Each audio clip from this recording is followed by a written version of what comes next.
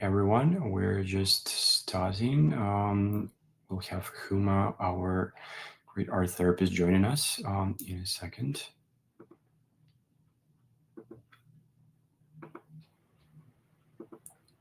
Okay, so we're both online. Welcome, everyone. I think we'll start and we'll start with a small introduction. And this webinar will be in a form of conversation with Huma. Arkadiy, waiting for you. Oh, it sounds like there is some lag in the sound. Can you hear me, Huma?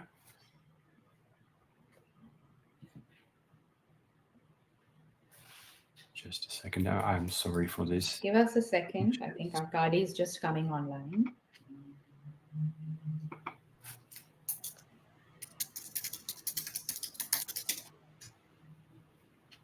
Okay, we have a message that we can hear you. Yeah.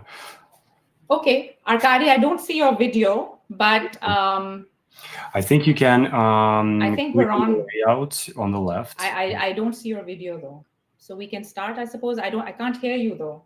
Oh, you can't hear me. Okay. Yeah. Sorry about that. Just bear with us, please, as we sort this small difficulty. Oh, there you go. Yeah. Okay. Yeah. I guess it took time to load.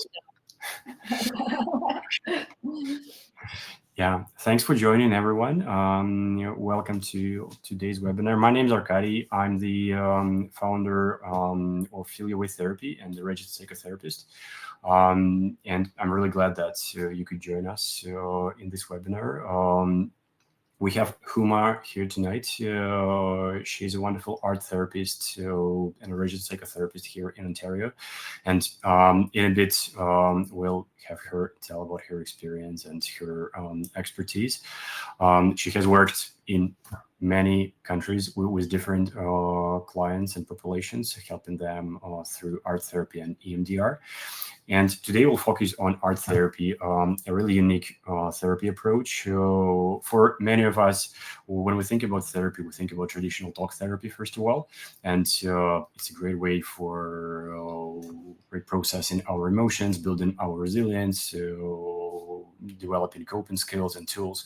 But art therapy offers something really different, a chance to express and explore our feelings in different creative ways. At least the way I think about that. Probably by the end of today's webinar, I'll know more about it. And yeah, we'll discuss how art therapy can benefit different clients of different ages, different backgrounds, and struggling with different challenges and issues. And if you have any questions, please feel free to type them in the chat. I think our conversation will take maybe about 30 or 40 minutes, and then we'll reserve some time to answer all the questions that we get. So let's begin. Huma, maybe you can tell us a bit about yourself and yeah, how you first encountered art therapy, maybe. Yeah, no, thank you for the brief introduction, Arkadiy. So I recently moved to Toronto from Singapore, where I was in private practice for more than 13 years. Well, I've lived in Singapore for more than 20 years. I'm originally from Pakistan. And yeah, I've been an art therapist for since 2011. I did my doctoral research in art therapy and autism. And yeah, here I am today. I'm a passionate believer in the power of arts and the healing inherent in it. So yeah, ask me and any questions. Yeah, I'm always very happy to talk about art therapy. Yeah, that's amazing.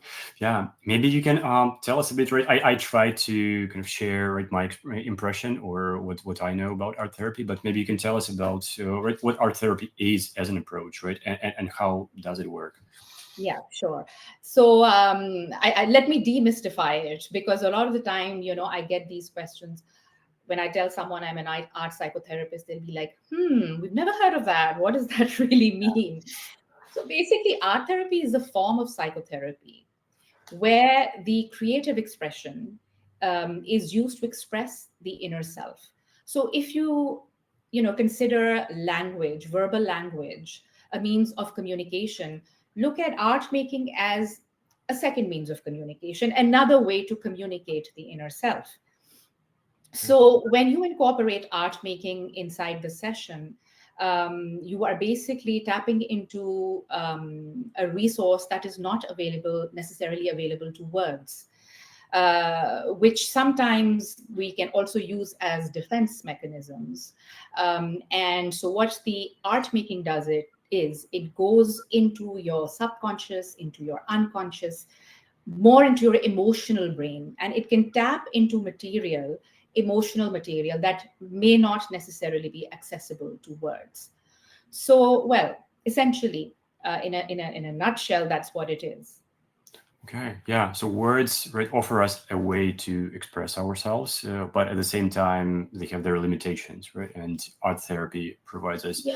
a different way So, in to. a very simplistic way, I think of it as, as verbal language is rooted, let's say, in the cognitive brain, Mhm, and art making or creativity in the emotional brain, right? So when you make art, it's tapping into that emotional brain of yours. Very often that is mhm, associated with our primitive brain structures, our limbic system. And when we just use words, we're primarily using more of our higher functioning yeah, brain functions, right?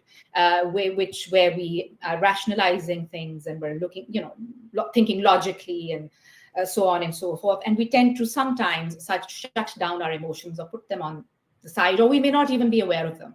mhm, So your art making creates a bridge between your emotional as well as your cognitive brain. And so the material that comes out, and the information that comes out, is so much more richer, and can be very, very, I would say, sometimes surprising for the person who's making the artwork. mhm. Yeah. And do I hear it right? That's right. So that one part of that would be expressing yourself, right, through creative means with the support of the therapist, and then another part would be working with that kind of result of your creation. Yes. So there's a lot of confusion about, people say, oh, but I make art, right? I, Mhm, I make art myself, and that is very therapeutic. So yes, art making, drawing, painting, sculpting, any kind of creative activity is therapeutic in itself. But the role of the art therapist, who is obviously trained, not just in various psychological theories, mhm, um, um, and also knows how to, let's say, hold the space and contain the emotion of the client, is to take that art making a few steps further.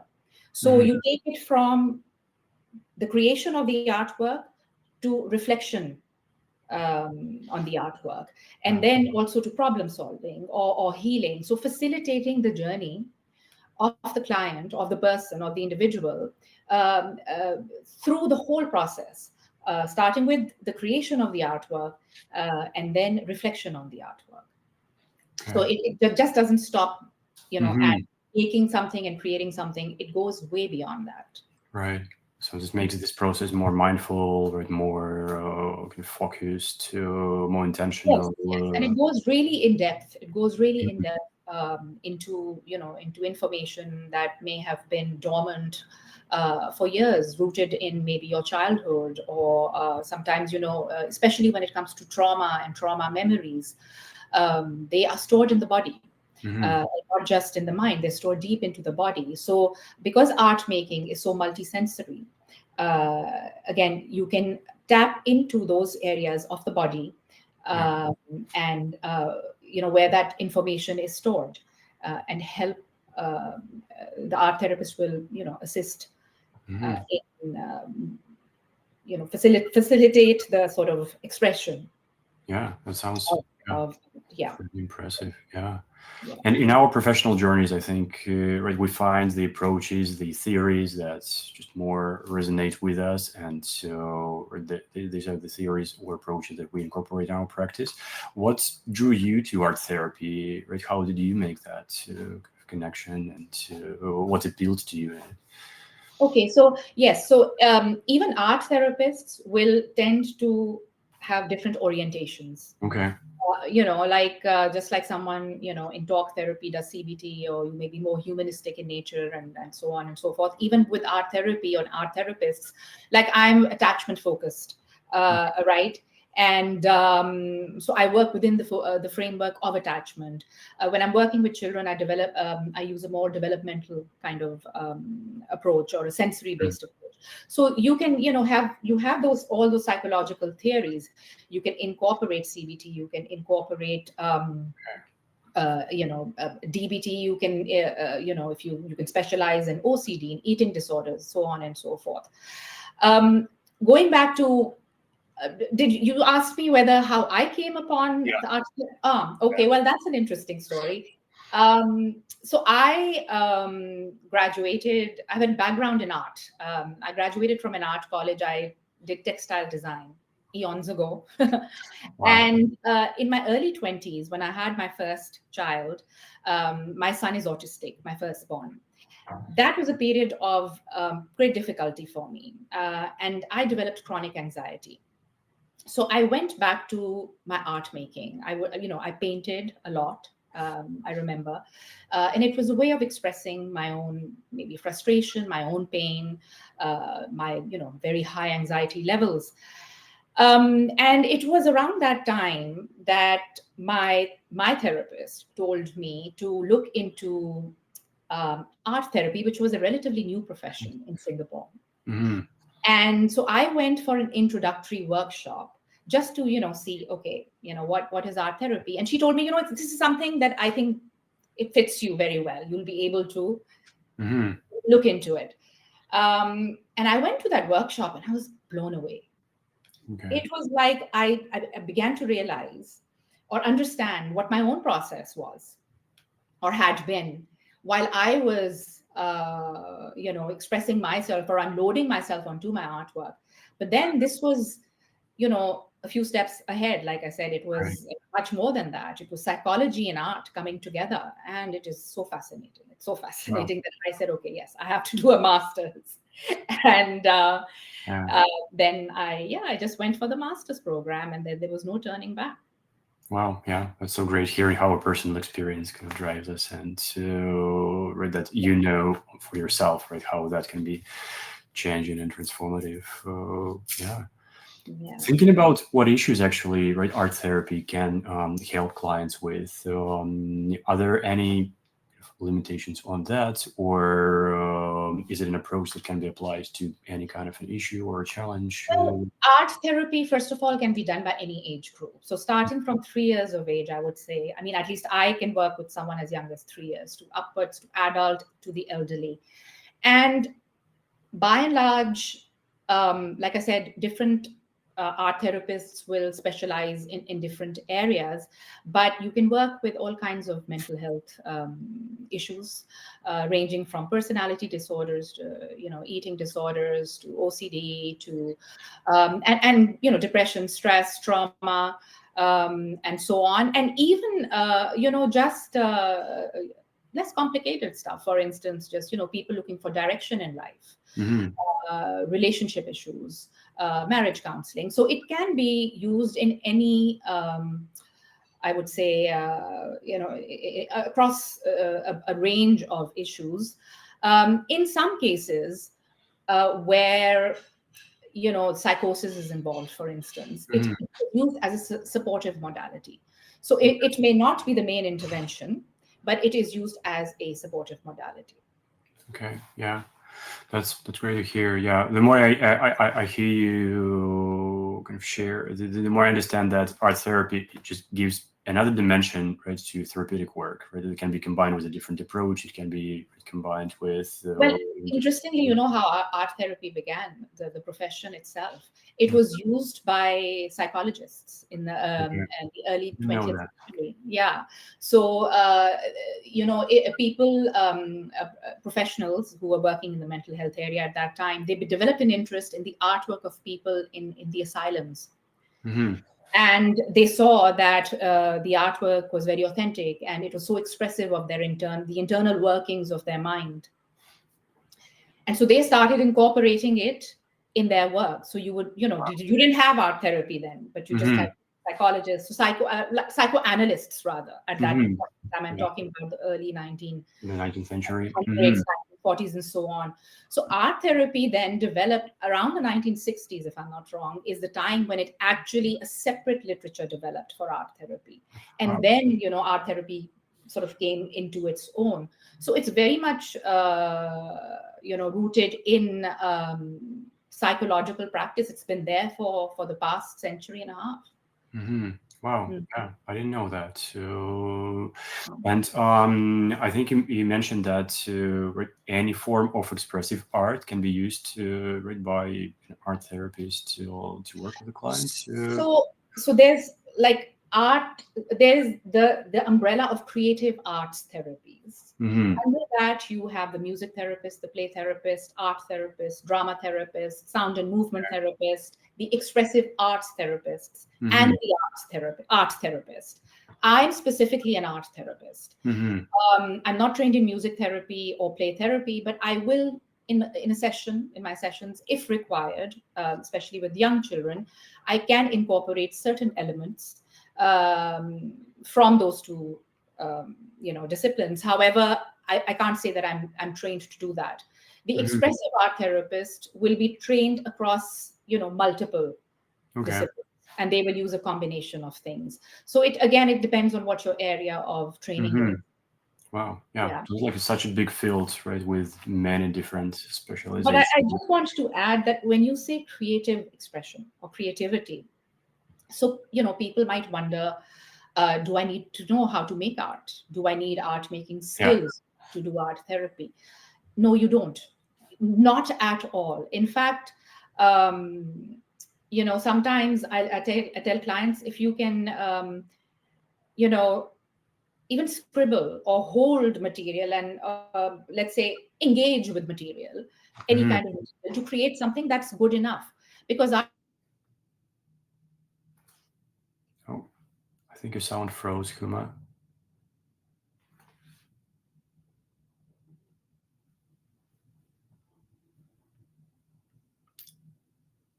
Sorry about this issue. I'm sure that we can get it sorted out really quickly. I think Huma disconnected. Probably just an issue with connection on her part. Sorry, I don't know what happened. Oh, yeah. Okay. Okay. So what was I saying? Where was I?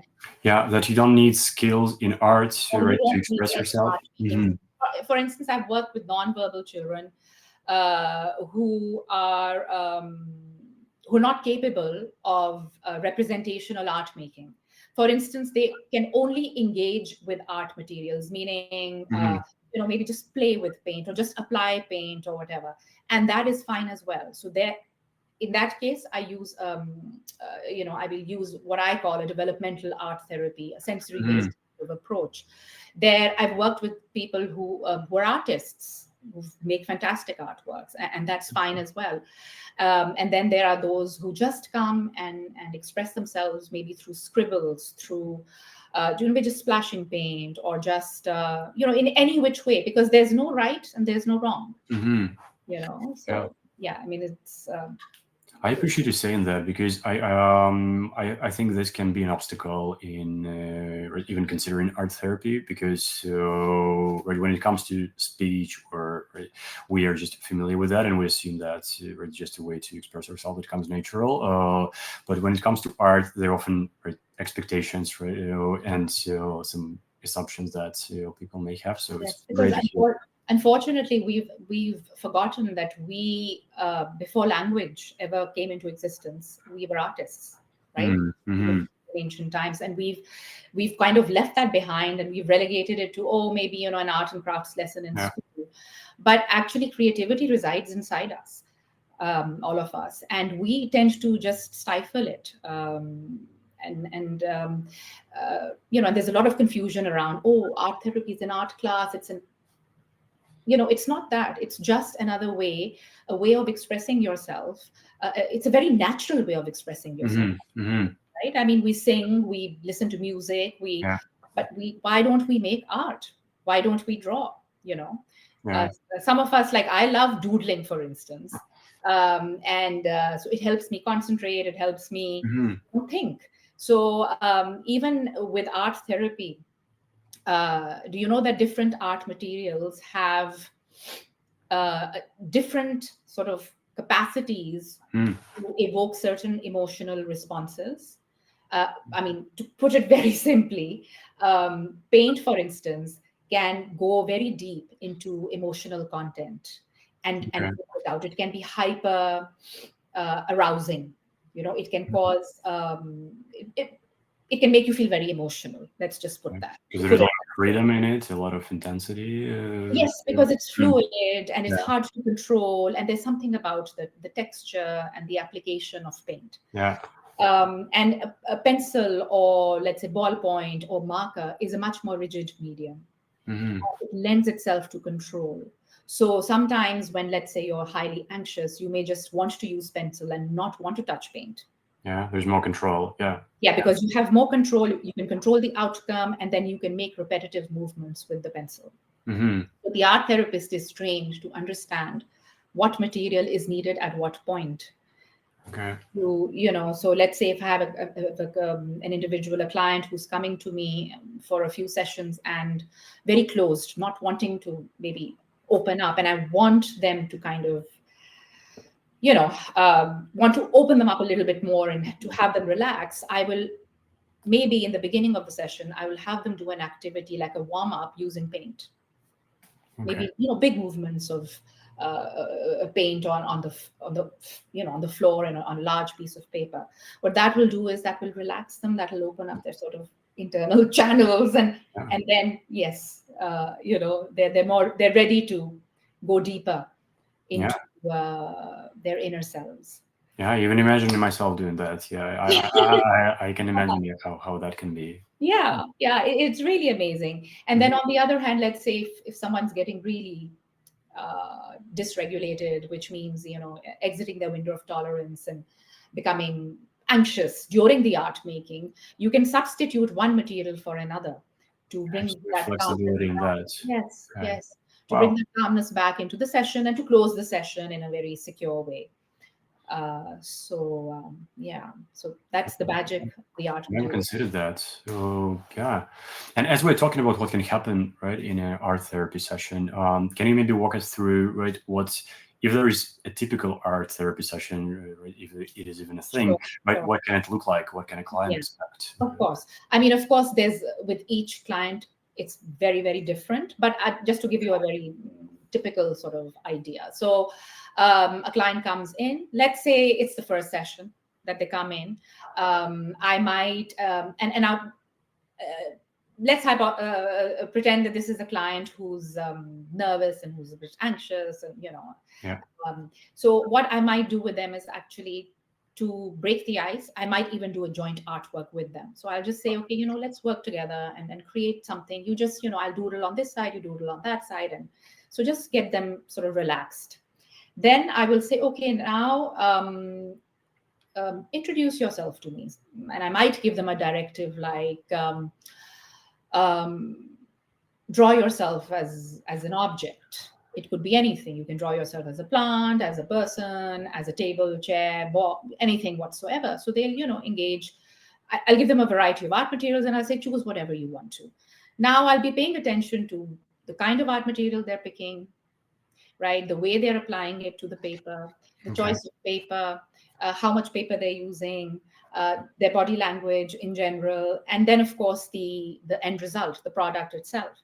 And once they've created the artwork is when I will start asking them questions about it. Okay, share about your artwork. And they might say, let's say, I'm a ball, right? Okay, so where are you? What environment are you in? Or, they might say, okay, I'm inside a room, right? Okay, so, what kind of an atmosphere do you see in the room? What do you see around you? How is it? Is it morning? Is it evening? So you just kind of take that conversation further, and you're a ball. Why a ball? And there are many things that might come to your mind. Maybe because I can be kicked around, for instance, right? As opposed to a chair or a table. Right. And is that how you feel? That you feel like you're being kicked around? Yes.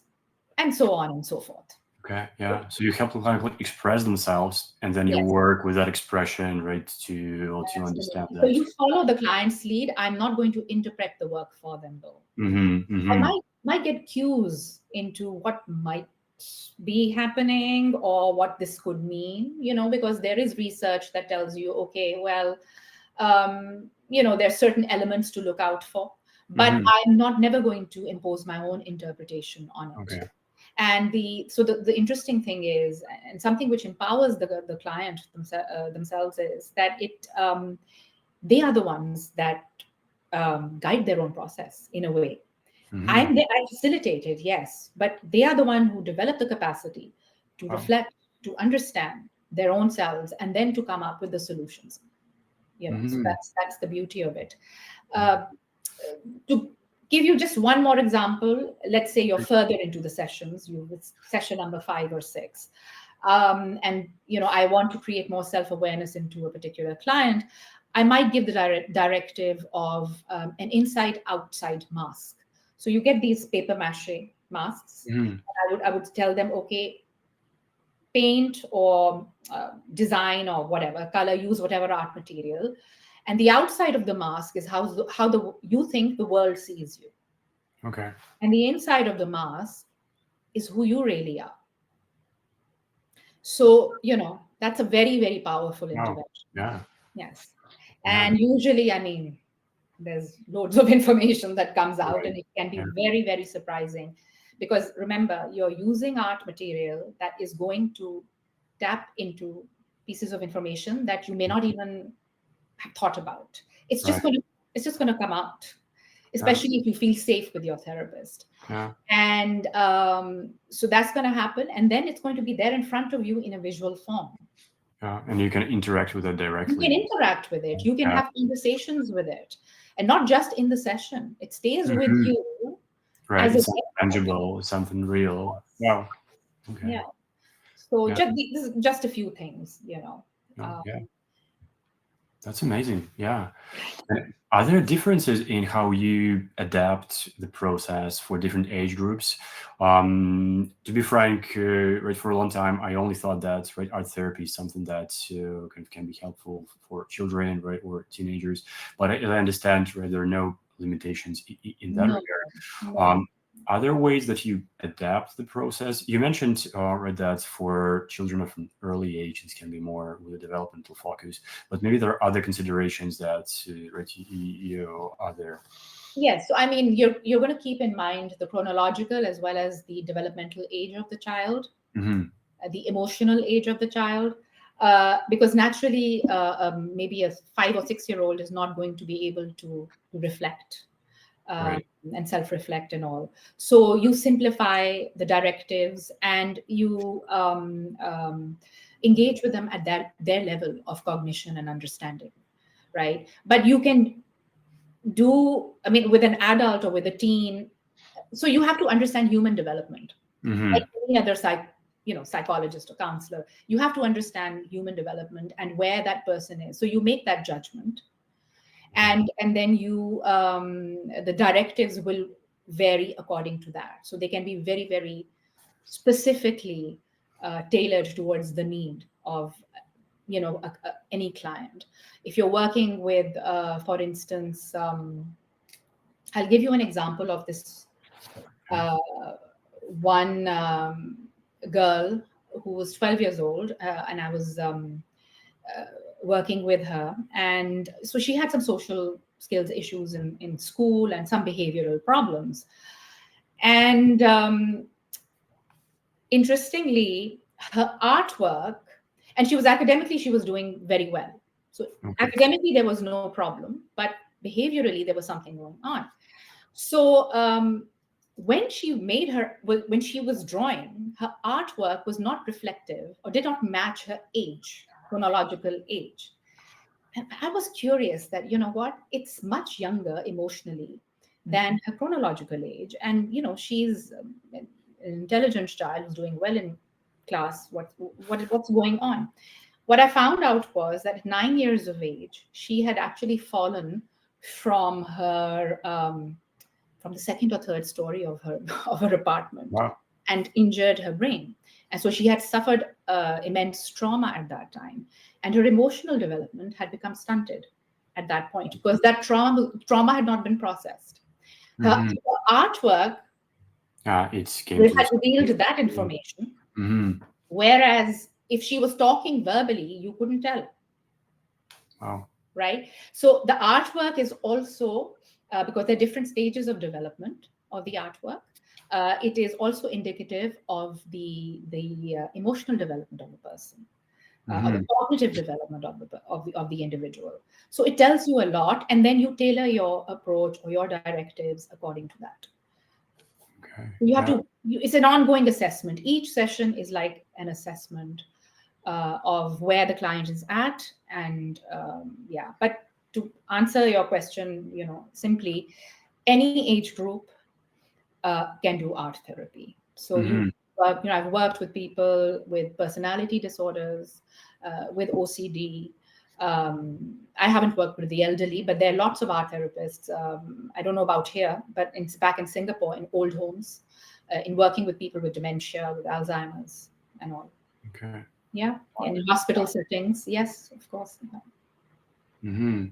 So there's something universal about tapping into our emotional brain, emotional part of ourselves, and to being able to access that and to channel it. Yeah. Okay. Yeah. There was something that you said about combining art therapy with other therapeutic approaches that sounded really interesting to me. That's you work from an attachment-based perspective. So the way I work is I use mostly kind of CBT and EFT. How would art therapy kind of fit my practice? Maybe you can give us a couple of examples of how art therapy can be combined with. Well, like for instance, with CBT, you are, I'm not CBT trained, but of course I'm familiar with it. So you are basically targeting the conscious thoughts. And you're trying to retrain or, and you can, correct my language if I'm not using the right words, the thought processes, right? So you're working at, let's say, if you visualize the human brain as as an iceberg, you're working with the tip of the iceberg. Right? Yeah. With art therapy, you're actually working with what's under the water. Right? So that's how you could incorporate it. Yes, you apply the CBT and you address the behavior, but there are underlying causes to the behavior. Okay. The behavior patterns are rooted in something, right? They're not just they're there because of a reason. The art making will take you into that, the bottom of the pyramid, the iceberg. Sorry. Yeah, it can take a very long time to do that through talk, through cognition, right? So if you break those, like I said, those defenses, it's going to break the surface of that water, and it's going to go down. So you can use CBT, right? In the same session, you can continue to use CBT. Maybe, like for instance, if I say I use CBT, I of course I can't say that I use CBT, but I do address the behavior also. Right, of course. You have people coming in who want immediate solutions, like, oh, this is, I'm highly anxious, I need to function, right? So you will have to use elements of CBT or some kind of a behavioral approach, because people have to function. They have to go to work or manage their families and so on. But so I will use that, but maybe, half of the session will be then digging deeper and addressing the root of the issue. Yeah. So that if the behavior changes, it's not a superficial change. It's much more. Yeah, it's deeper. Yeah. And I guess it also provides much more material to reflect, to explore, to. Yes. Self-awareness is such a powerful thing. Being aware of why I'm feeling this way, what is happening with me, my behaviors. Well, there's a history. I am not just, I'm a sum of all my parts. Yeah, of all my experiences. Yes. Oh, yeah, that's pretty amazing. Yeah, I wonder if there's anything about art therapy that I missed with my questions, something that would also be important for our participants to Um, hear? well, I think you've covered a fair bit. Okay. We could not keep on talking, but Yeah.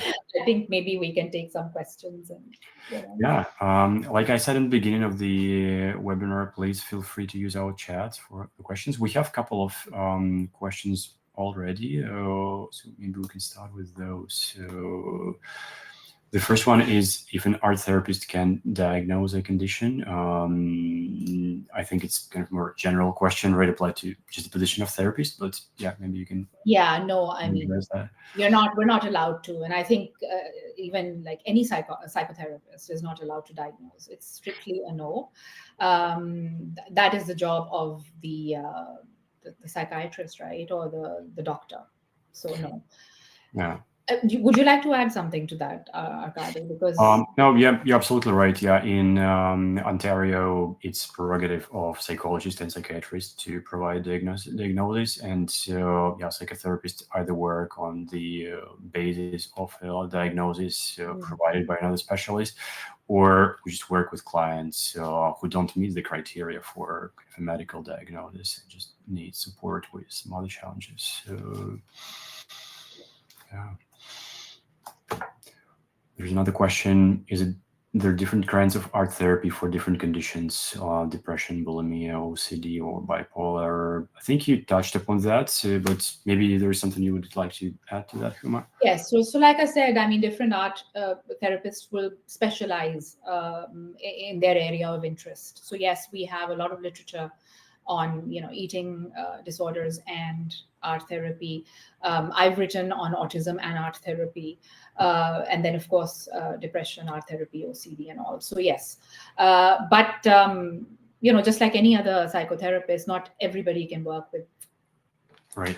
every. Yeah, so we Yeah, so you need specific you would need training. training. You would need training. Yeah. Yeah. Yeah. Yeah, that makes sense.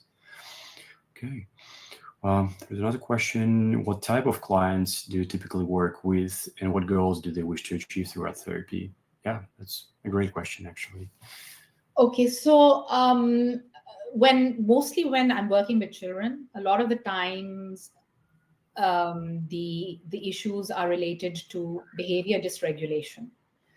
Like the child is impulsive and doesn't know how to manage their behavior. So in school they might be either indulging in negative behaviors, or they are throwing tantrums, or then the social skills issues. So it's either that or that. And then I've worked a lot with also parents, children of parents who have divorced or separated.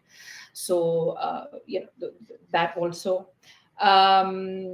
Some of the issues are also attachment related, in the sense that when the child was born, the mothers were either going through depression, postpartum depression, or not able to develop a bond with the child. So you have to then you do healing of that attachment. Yeah. So with children, it's mostly that. With teens, it can be self-harm. I've worked with that. Also, boundaries issues related to Mhm. behaviors. Parents are struggling to manage certain behaviors. Then sometimes some of the um, children, the teens, they are struggling in school, and they basically slipped through the nets, where there is some kind of either an emotional or developmental issue that the school has missed, or the parents have actually overlooked and not investigated. So this has happened quite a few times, when the client will come in, and then through their art making and through interacting with them. I should mention that I before I became an art therapist, I was an educational therapist. So I've done remedial teaching. I've interacted with kids with ADHD, dyslexia, and so on. So I kind of have that background as well. So I'm Mhm. able to pick up certain things that, as an educational therapist as well. So yeah, so those are most of the issues. With adults, it can be relationships, people looking to get over traumas, to Mhm. process traumas, childhood traumas, actually. And that's where I bring in the EMDR, which is the eye movement and desensitization and reprocessing. For those of you who are not familiar with that, it's basically tapping into the memory network that can go as far back as your early childhood days, and desensitizing certain memories, which may be affecting your emotional and development and behavior in your current adult life. So I've worked with clients with trauma, and the goal is usually to feel well, is to feel less anxious, for instance, or to be able to have fulfilling relationships. Okay. Yeah. Thanks. Yeah. Sounds like this goal can be really different for different. Yes, absolutely. Which makes a lot of sense. Mm-hmm. Okay. I think we have one more question. Two more actually. How to incorporate art-related techniques for a client who is closed off about it or hesitant? That's a good question. Actually, I've worked with clients who are not willing or interested to make art. Art therapy may not be for everyone. I'm not claiming that, right? Having said that, I am trained as a psychotherapist. Art therapists are psychotherapists. So when a client, comes into the session, and I can't force them to make art, and I don't force them to make art. If they're willing to do so, fine. If they're not, then I can do talk therapy with them. Right. So, but sometimes people are hesitant to interact, to make art, because they are not comfortable, or they're not confident, or so there have been times where they've seen that, okay, that art making can actually, it helps. It can reveal information that may take many sessions to uncover. And then they become kind of ease into it. But there are sessions where I've only done purely EMDR, for instance. Okay. And sometimes in online sessions where some people are not comfortable with art making, then you do talk therapy, and you can incorporate bits and pieces, like ask you to make a quick sketch, or in 2-3 minutes. Most people would be okay to do that. Okay. So you explore those limits. Yes, of course. There's a lot of flexibility. Tolerance, of openness. Lots of flexibility. There is no right or wrong. Right. There's no right or wrong. At the end of the day, you keep in mind that what is the goal? What is the purpose of the session? Why is the client coming to you? And you follow their lead. You go with what they want. Yeah. And you have a number of tools to achieve that, right? Yes, Art therapy is one of them. It is an important one, is the main one, maybe sometimes, but not the only one. Yes, exactly. So Okay, thanks. The last question we have so far: do you think art therapy would work really well with nonverbal clients? If someone is wary of speaking to a therapist, talk therapy. Yes, it works very well for nonverbal clients because, as I mentioned earlier, it's a way of communication. And I have worked with nonverbal clients, especially with autism, who just simply don't have language. And then sometimes with the resistant clients who have the language but don't necessarily want to talk. And they don't have to, because their artwork does the talking. And so, mostly with clients who can speak, they want to talk about their artwork after they've made it, and that's fine. But there is no need to if you don't want to. Right. And so you might say, okay, then how do you process the artwork? Well, you can process it by making another artwork. Okay. Yeah. There are again ways. Yeah. So there is a dialogue between. There's a dialogue, yes. Wow. And there's also an internal dialogue, right? You have with your own process, because when you're creating something, when you're making something, you're also feeling something. Right? You're not a blank canvas yourself. So my goal also is to bring that awareness to the person who is, of course, and this happens with practice. It's not going to happen immediately, but to bring awareness to, okay, when you are creating something, how did you feel while doing it? Where did you feel maybe a particular tension or stress? And so on and so forth. And in fact, I'm trained in something called guided drawing, where you don't use language at all. And you basically just explore the trauma that is stuck inside in your body using paint or pastels and your hand movements. Wow. So you don't even have to tell me what the trauma is. Yeah. Yeah. I just work with where you're feeling something in your body. So you might say, I feel something stuck in my stomach. That's where we start. Okay. Right. And we just work with that. Right. So it can be really close to somatic therapy. It's actually rooted in that.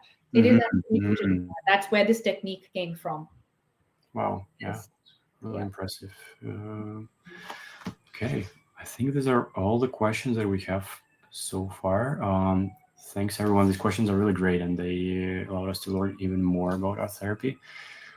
Thank you, Huma, for sharing all this knowledge with us. I definitely learned a lot. I'm sure that our participants did. I'll Thank just you take a for minute. having me. My pleasure, always. Yeah.